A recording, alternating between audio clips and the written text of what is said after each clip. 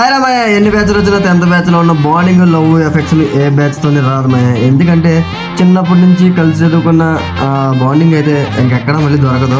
అలాగే మా బ్యాచ్లో వీడైతే మ్యారేజ్ చేసుకుంటారే, నా మ్యారేజ్ రానగానే అందరూ అయితే వాళ్ళుకోవడం జరిగింది. ఎందుకంటే మా అబ్బాయిలో ఫస్ట్ మ్యారేజ్ అండి వీడిది.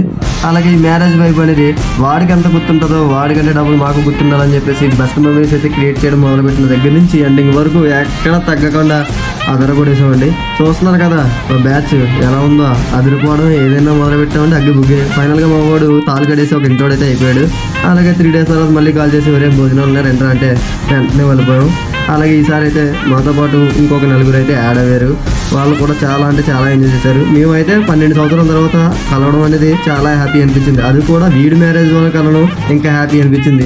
ఈ అంత హ్యాపీనెస్ని మేమైతే వాడికి చిన్న కేక్ కట్ చేయించి వాడికి వాళ్ళ ఆవిడకి గుర్తుండిపోయేలాగా ఒక మెమరీని అయితే క్రియేట్ చేసాం.